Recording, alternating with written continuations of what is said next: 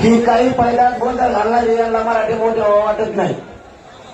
तुम्ही गोंधळ कधी घालाव सरकारने अडचण आणल्यावर किंवा मी आंदोलन सोडून गेल्यावर मी जागेवर ठाम आहे. तुम्ही गोंधळ घालता म्हणजे तुम्ही मारलेल्या अवलादी दिसतात तुमच्या. तुम्हाला मोगम मराठीचं वाटोळं करायचं राजकारणाचं ऐकून खाऊ नका. मी जर तिथं आलो ना तर त्याला पळून सुद्धा देणार नाही. ध्यानात ठेवा. तुमच्या कोणी ओळखीत असतात त्याला मला अर्ध्या मिनिटात ते मोकळं कर लवकर.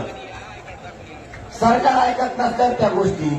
मी आंदोलन सोडून गेल्यावर त्या गोष्टी विनाकारण त्याचं कारण सांगतोय बोलायचं. सीएसटी बसी 25-30 होईल माकडं. त्यांच्यामुळे आपल्या 18 किलोमीटर लोक थांबले तिथे यायचे.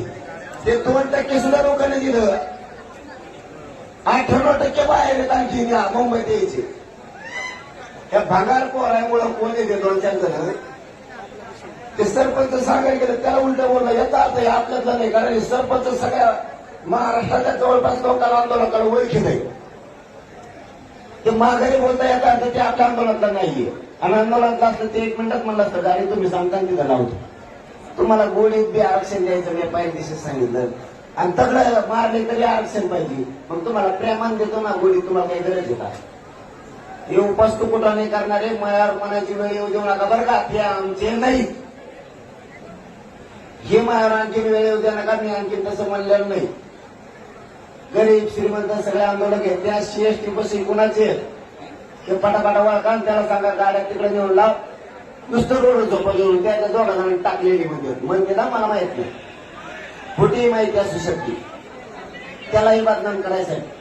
पण ते खरं असेल तर ते इतक्या दुपारात येत आहे म्हणल्यावर आपलं नाहीच म्हणते.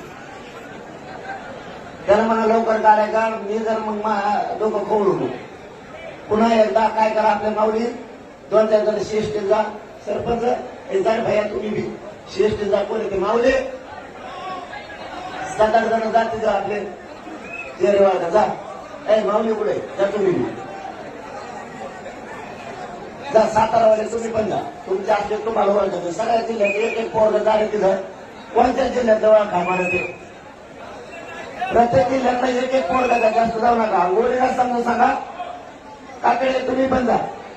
संभाजीनगरचं पण जाईल. हिंगोली तुमचं एक जण जा. कोणत्या जिल्ह्यात लक्षात येईल. हा जा तुम्ही तर. बापू तुम्ही जायला लागले एक जण जा तुम्ही.